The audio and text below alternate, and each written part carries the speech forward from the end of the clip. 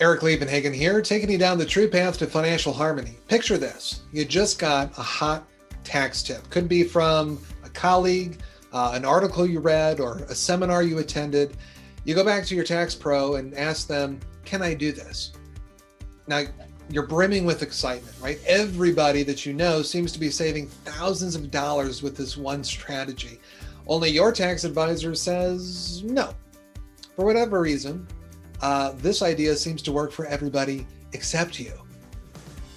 End of discussion, right? This unfortunately happens all the time. And let's be honest, there are a ton of tax strategies. No, you won't take advantage of every single one every single year, but your goal is to work with an advisor who helps you choose the best mix of strategies for your situation with some objective understanding of why that's happening, why things are good or bad. So there are a lot of tax saving ideas that would work for you if only you changed your situation. So that's really the core essence of tax planning. I mean, the tax code has this one little piece at the beginning that says basically all your income from wherever you get it is taxable. And then the rest of that massive tax code contains, or most of the rest, contains incentives. These are the deductions, the credits, the exemptions that will reduce your taxable income that you are allowed to take advantage of. So when you choose a tax strategy, what you're really doing is you're choosing the incentives that you want to participate in, right? So do you want to support charitable organizations? Do you want to own your own home? Do you want to fund your retirement? There are deductions for all of that. How about starting a business, hiring employees, investing in equipment and supplies, researching new products or processes to make the marketplace better? Tax incentives exist for all of these, and it's really the tip of the iceberg. We're just getting started. So if there are so many tax incentives to take advantage of, how come so many of them seem to not work in your situation, right? When your tax advisor says that, generally, from my experience, one of two things is happening. Either they don't know how to implement this strategy, or it's your current situation that won't allow the strategy to happen. So I want to invite you and give you a tip to ask a better question. The better question for an advisor is not, can I do this? It's, how can I do this? Okay?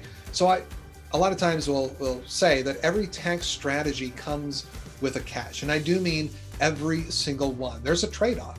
And you have to be comfortable with that trade-off before implementing the strategy. So think of a simple deduction like charitable contributions, right?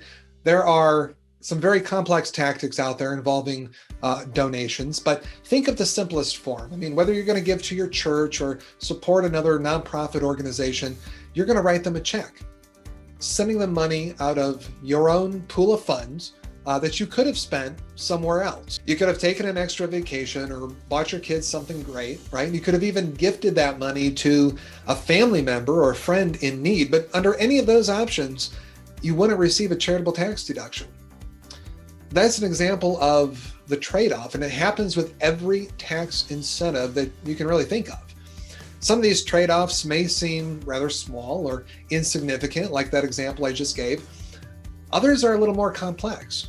So they involve setting up different entities to shift and protect income.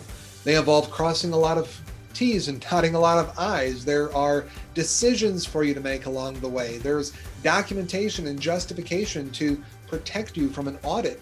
It takes some work. And so you have to decide if the trade-off, which in this case is the work, is worth the extra benefit you're going to receive in tax savings. So I often approach a complex strategy with a client like this. I give them an overview or a checklist and talk about the timeline for implementation.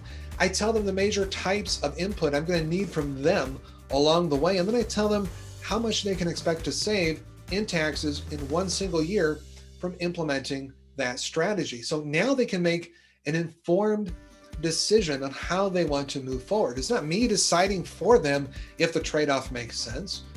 But when a client asks a question, it's almost never a straightforward no. I mean, assuming the strategy they're talking about is legal and sound in the first place, and it's not just something that, they heard that was wrong. But my mind instantly goes to figure out what would have to happen to make this work. Is it in your best interest? Is it a solid strategy with a defensible position under audit? And what is that trade-off going to be? Now, this unfortunately is not how most tax advisors' minds work. So even when you do ask the right question, meaning how can I instead of can I do something, you still may not get a very good answer.